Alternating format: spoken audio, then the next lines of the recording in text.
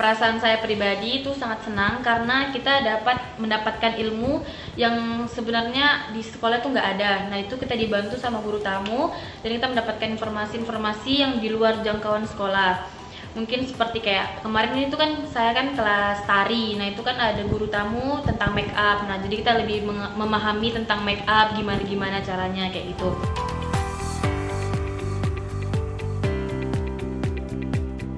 Kalau dari saya untuk harapan dari guru tamu yang sudah lewat kemarin, mungkin kedepannya bakal ada guru tamu lagi, mungkin biar bisa kita nambah wawasan lagi yang lain sama mempermudah kita untuk mungkin kan guru tamu ini kayak bisa jadi penengah jembatan buat kita masuk kuliah nanti. Jadi mungkin dengan ada guru tamu itu bisa jadikan kita jadi motivasi, jadikan pelajaran. Soalnya kan kayak kita butuh juga guru tamu buat di kuliah nanti.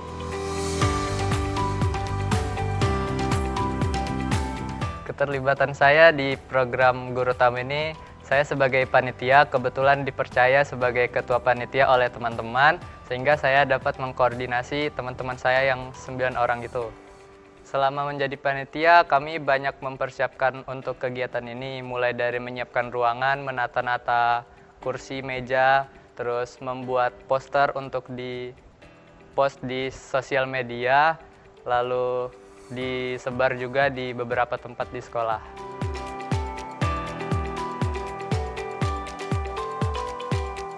Manfaat yang saya dapatkan selama menjadi panitia ini, saya bisa lebih dapat percaya diri, terus bisa menambah jiwa kepemimpinan saya untuk memimpin teman-teman saya panitia yang lain, terus lebih disiplin karena kita juga perlu banyak mempersiapkan sehingga harus tepat waktu untuk mempersiapkannya. Halo Ibu Bapak, bagaimana dengan program yang telah Ibu Bapak laksanakan? Apakah memiliki dampak positif bagi peserta didik? Lalu, apa yang Ibu Bapak lakukan setelah melaksanakan program? Pada materi ini, kita akan kembali belajar dari praktik yang telah dilakukan rekan kita di sekolahnya. Mereka akan bercerita mengenai perannya setelah menjalankan program dan membuat rencana tindak lanjut.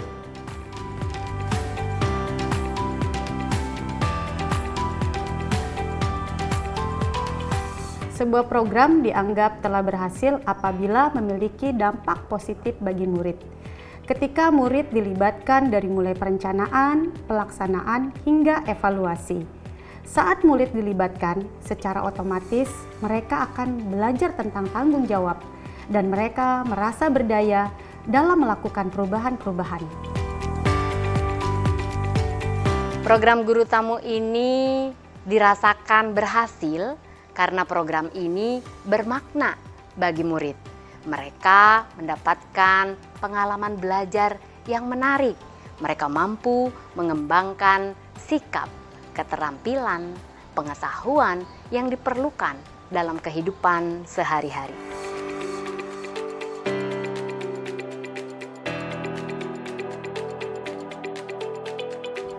Tantangan yang dihadapi adalah bagaimana cara melibatkan murid secara tepat di kegiatan studi circle. Terkadang murid kurang memiliki rasa percaya diri dan mereka belum bisa bertanggung jawab penuh pada saat kami memberikan kesempatan kepada mereka untuk terlibat. Dalam menjalankan program guru tamu, tentunya kami juga mendapatkan tantangan-tantangan.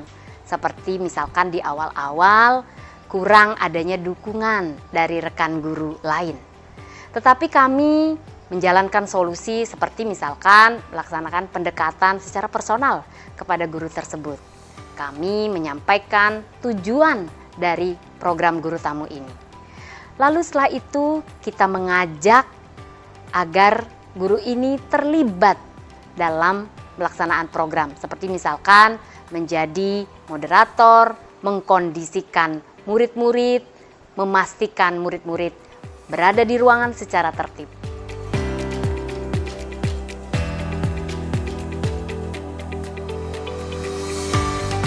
Setelah menjalankan sebuah program, kepala sekolah selanjutnya melakukan rencana tindak lanjut atau RTL.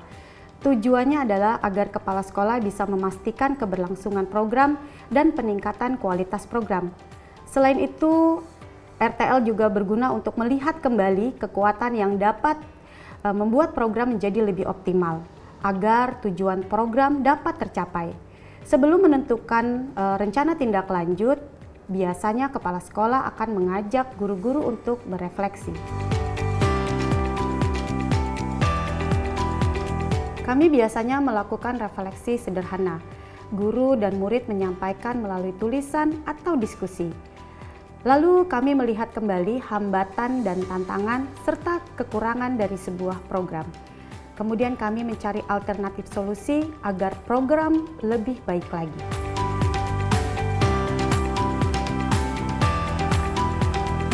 Tindak lanjut yang kami lakukan dari hasil refleksi adalah kegiatan-kegiatan yang belum sesuai kami diskusikan kembali untuk dicarikan solusi perbaikan. Contoh, sebelumnya murid hanya memberikan ide dan topik untuk diskusi dan menghadirkan narasumber dari luar sekolah. Namun kini setelah refleksi, murid-muridlah yang menjadi narsum dari topik diskusi tersebut. Studi circle yang tadinya hanya sebatas diskusi topik seputar murid, kemudian topik berkembang tentang masalah-masalah di sekitar lingkungan murid.